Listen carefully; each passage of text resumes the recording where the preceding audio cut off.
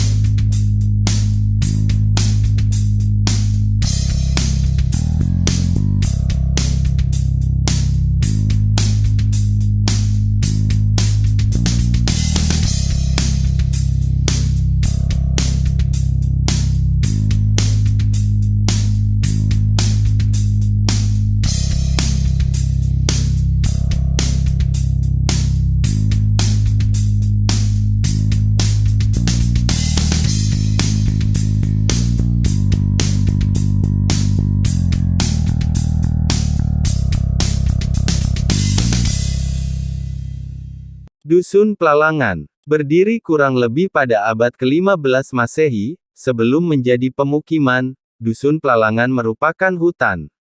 Orang Plalangan dulunya berasal dari wilayah Desa Tegal Seruni. Desa Tegal Seruni merupakan kawasan padat penduduk yang didominasi oleh pemeluk agama Buddha, sebelum abad ke-15 Masehi, yang diperintah oleh Sareh Boko Yudo. Kemudian terjadi akulturasi budaya antara agama Buddha dan Islam di Desa Tegal Seruni, setelah kedatangan Kiai Minto Gati yang pernah menjadi buronan dari wilayah Pasuruan, Jawa Timur. Hingga saat ini, Desa Tegal Seruni didominasi oleh umat Islam. Bertambahnya jumlah penduduk, menyebabkan munculnya permukiman baru, di luar kawasan Desa Tegal Seruni, sehingga lahirlah permukiman di Plalangan. Nama Plalangan sendiri sebenarnya berasal dari kata Plawangan, yang berarti pintu atau jalur atau jalan. Plalangan dulunya merupakan jalur khusus raja dari Surakarta, Kerajaan Solo, yang digunakan untuk menyepuh, mensucikan atau menajamkan pusaka kerajaan. Di lokasi ketinggian di puncak gunung, menggunakan api, Gunung Merapi. Karena jalur ini sering digunakan oleh golongan kerajaan, maka daerah ini pada waktu itu disebut daerah Plawangan, maka lama-kelamaan dusun ini dikenal dengan sebutan Plalangan. Dusun Plalangan masih melestarikan budaya desa berupa perayaan Satu Suro, Saparan, dan Ruaan. Ketiga budaya tersebut merupakan jenis budaya yang Islami. Suro, yaitu, merupakan salah satu bentuk taubat masyarakat, yang dapat dilakukan atau dalam bentuk lelaku puasa.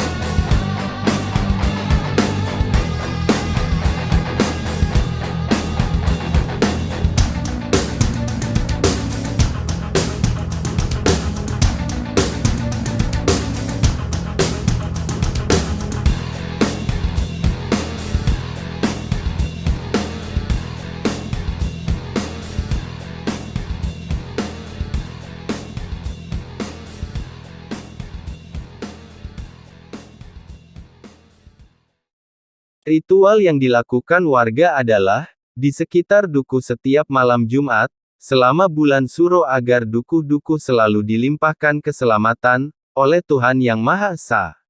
Warga dusun juga selalu melakukan sedekah gunung, yang semua bahan makanannya berasal dari dukuh itu sendiri.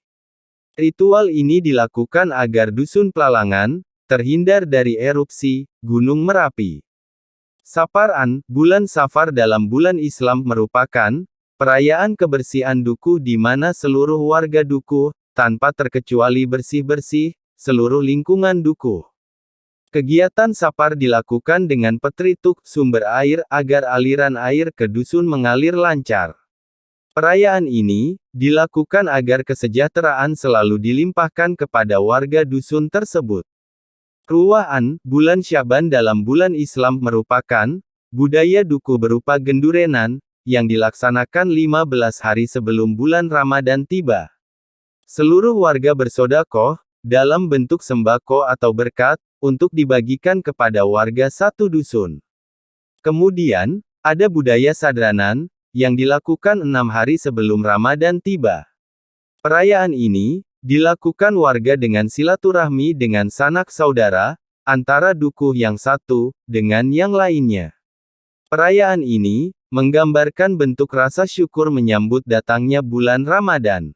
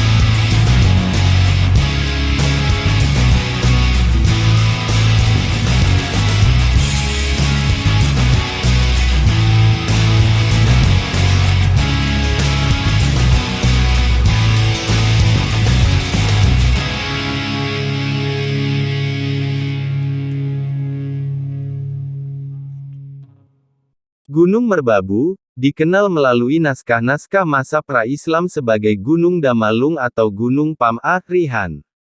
Di lerengnya, pernah ada pertapaan terkenal, dan pernah disinggahi oleh Bujangga Manik dalam abad ke-15.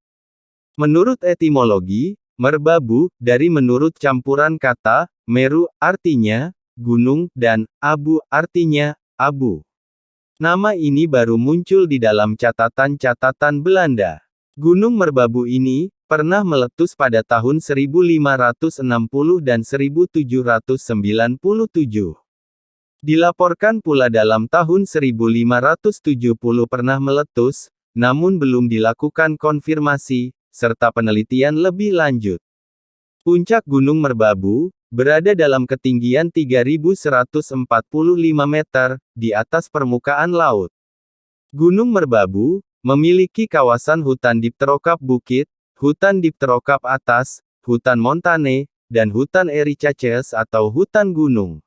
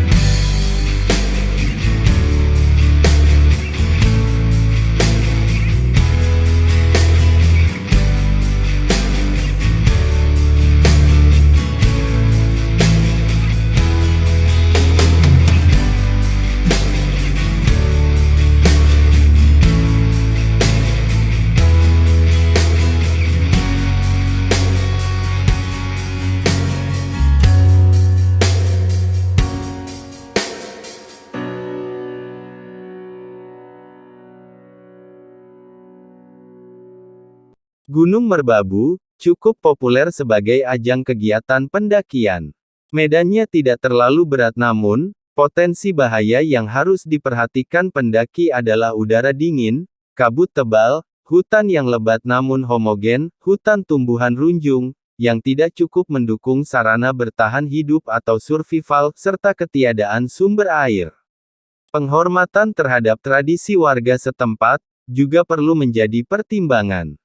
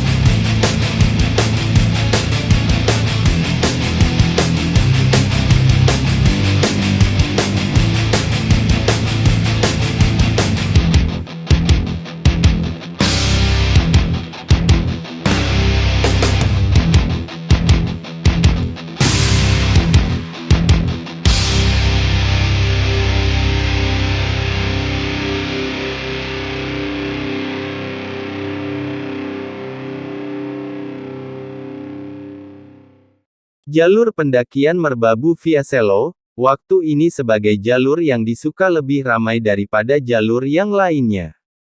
Pemandangan yang indah, menggunakan sabana yang menghampar menciptakan, pendakian terasa lebih menyenangkan.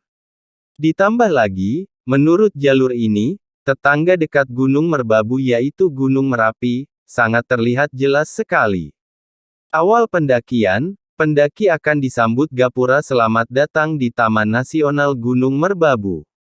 Memasuki pintu hutan, suasana jalanan kiri kanan dipenuhi pohon pinus dan lamtoro, pada siang hari pun, akan terasa sejuk. Jalanan masih relatif landai, kurang lebih sampai 15 menit perjalanan. Setelah berjalan 1–1,5 jam, sampailah pada pos 1, Dok Malang. Pos ini masih berada pada rimbunnya pepohonan. Selepas pos 1, trek belumlah terasa curam, terdapat satu tanjakan yang lumayan terjal dan pada puncaknya merupakan pos bayangan. Baru selesainya berjalan 20 menit, dari pos bayangan pendaki akan sampai pada pos 2 Pandean, jeda antara pos 1 sampai 2 ini cukup dibilang panjang. Selanjutnya, jeda antara pos 2 dan 3 tidaklah jauh. Sekitar 45 men berjalan, pendaki akan sampai pada pos 3, waktu tulis pemandangan di sini, relatif indah Gunung Merapi terlihat jelas bila tidak berkabut. Ditambah lagi, ditumbuhi rimbunnya pohon-pohon edelweiss. Sebaiknya istirahat, sedikit panjang dan lama. Pada pos 3 ini, menuju pos 4, Sabana 1, pendaki akan dihadapkan dengan trek yang cukup membuat nafas tersendat. Trek yang terjal, dengan tanah yang mudah membuat kita tergelincir. Pilih jalan sedikit ke kiri, karena di sebelah kiri, bisa mendapat pegangan. Sabana 1 ini merupakan salah satu tempat menarik untuk berkemah, tempatnya yang datar, dan pemandangannya yang indah, mungkin menjadi alasan para pendaki memilih untuk mendirikan tenda mereka di sini. Namun angin di tempat ini cukup kencang, terlebih lagi sangat rawan badai. Dari Sabana 1 untuk menuju Sabana 2 pos 5 tidaklah diperlukan waktu yang lama. Sekitar 40 menit saja. Trek berupa tanjakan, yang sedikit terjal meski tidak seterjal antara pos 3 sampai pos 4, angin cukup kencang bila malam di tempat ini. Setelah sampai puncak bukit, kita akan berjalan menurun dan sampailah di pos 5, Sabana 2. Meskipun terpaan angin masih terasa besar, tetapi menurut saya inilah tempat mendirikan tenda yang pas. Jika menginginkan menikmati sunrise di puncak, sebaiknya mulai bangun jam 3 pagi untuk menyiapkan sarapan, dan melakukan serangan fajar ke puncak. Waktu tempuh ke puncak sekitar 1–1,5 jam. Kalau malas bangun pagi, sunrise bisa dinikmati di bukit sebelah timur Sabana. Keuntungan jalur ini adalah, sunrise bisa dinikmati di sepanjang jalur pendakian. Catatan, untuk para pendaki yang naik dari jalur slow, kebutuhan air minum harus dibawa dari bawah atau dari base camp, karena sepanjang perjalanan ke puncak, tidak ada tersedia sumber air.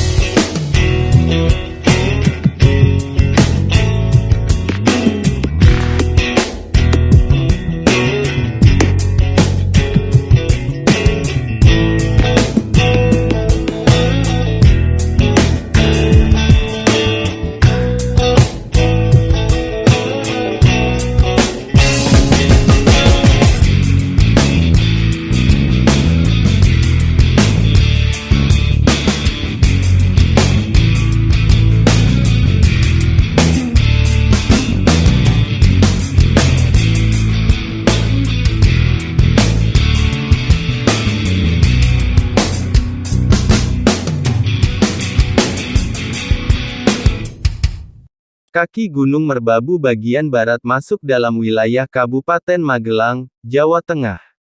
Kaki Gunung Merbabu timur dan selatan masuk dalam wilayah Kabupaten Boyolali, Jawa Tengah. Kaki Gunung Merbabu utara masuk dalam wilayah Kabupaten Semarang, Jawa Tengah. Secara ketinggian, Gunung Merbabu 3145 meter, merupakan gunung tertinggi di Jawa nomor 8.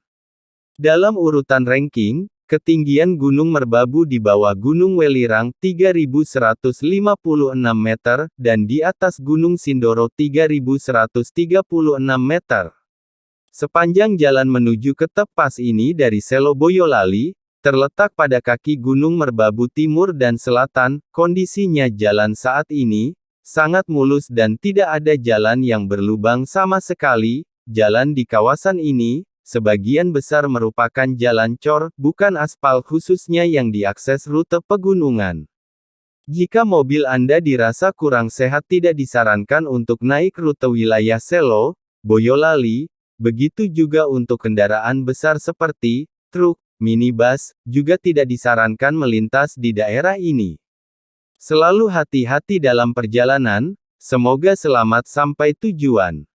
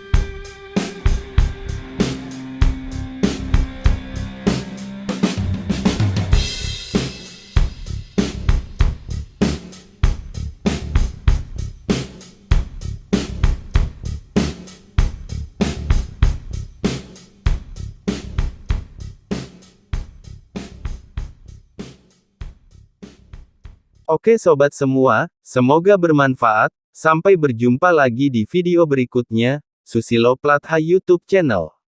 Jangan lupa klik subscribe.